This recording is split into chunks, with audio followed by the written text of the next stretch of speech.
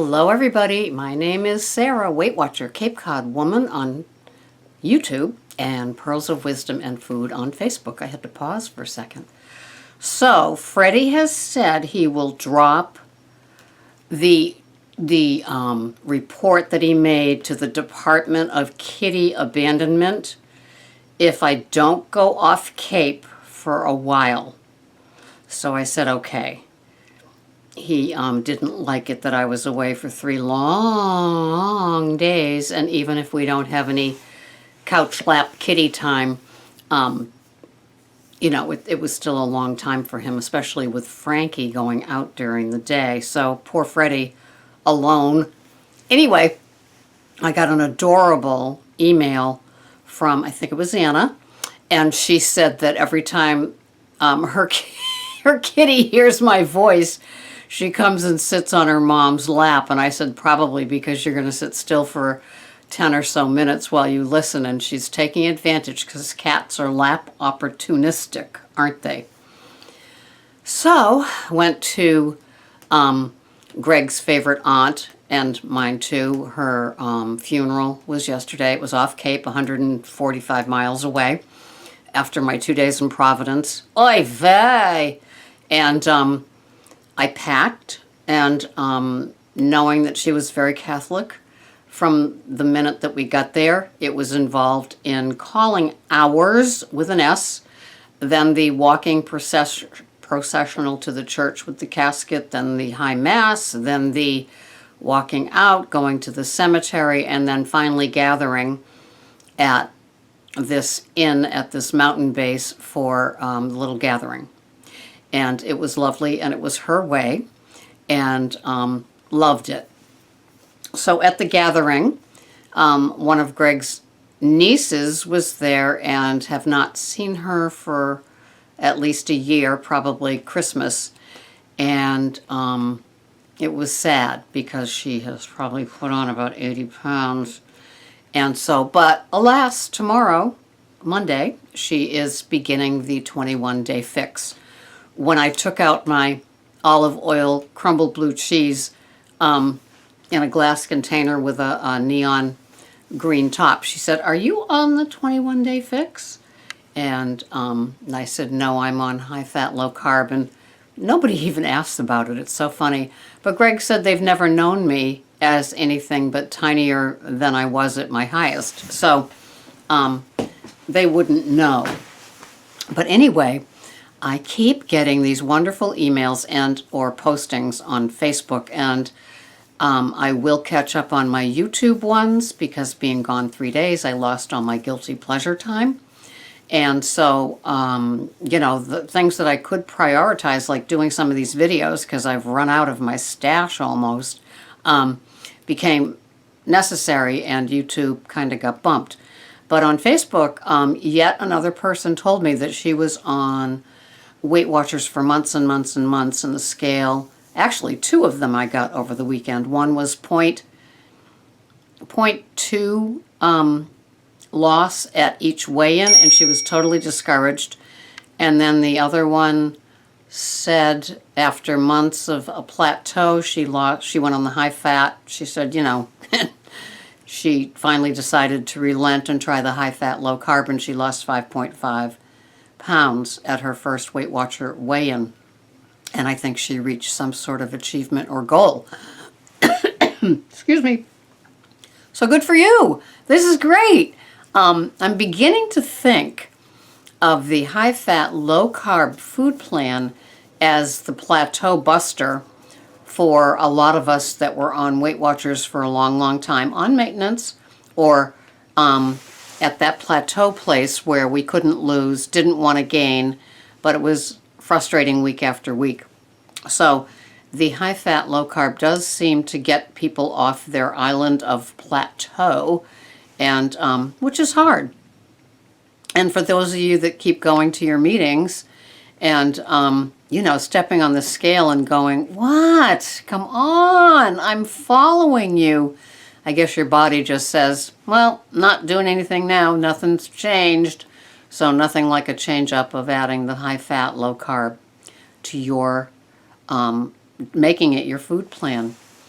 And then there was somebody else who I think has a foot in the standard American diet, which is sad, also known as the Western diet when you listen to podcasts from down under or over on the mothership of England, which I listen to. And so when they call it the Western diet, I love that part. Or, so partial Weight Watchers and then partial high fat. And I think that what has to happen, because her labs weren't good, and I'm not sure about the weight. Oh, yeah, she said she was at her highest ever. And I won't say her name here.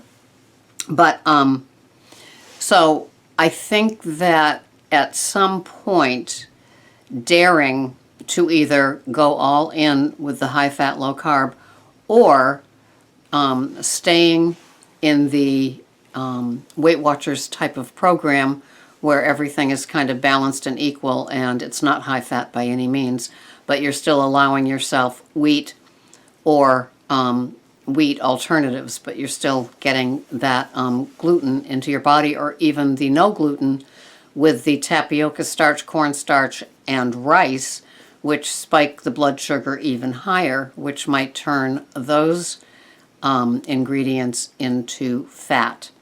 And so having a half a teaspoon of coconut oil with maybe a light English muffin might be the worst thing that you can do, unfortunately. So I think it's either all in or sticking with what you feel safe with, And I know it's quite the jump and the leap.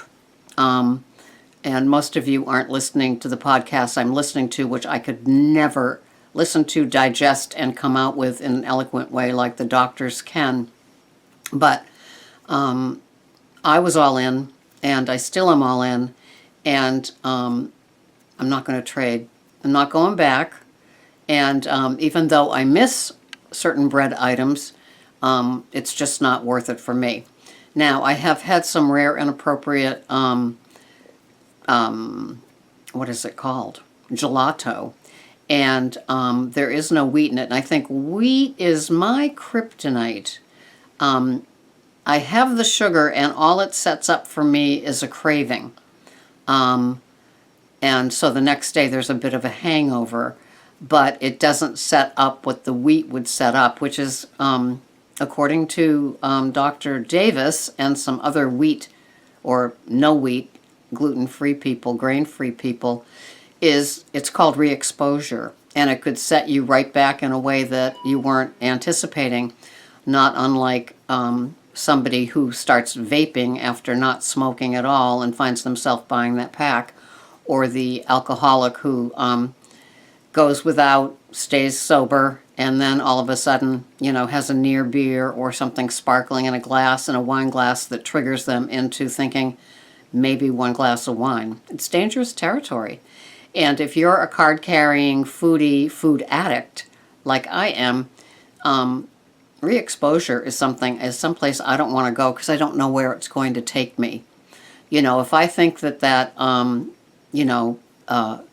made as close to possible as seeming like a home-baked chocolate chip cookie is going to be safe if I have it in a controlled environment filled with chemicals to give you that home-baked flavor, scent, and so forth, because if you read the Doritos effect, it has nothing to do with these with these chemical ingredients, right? So so this is pretty much, I know that a lot of you in the tribe, and me too, feel that the high-fat, low-carb is a place that we want to be and stay. And for a lot of us, it was our plateau buster. I had been on Weight Watchers, lost my weight,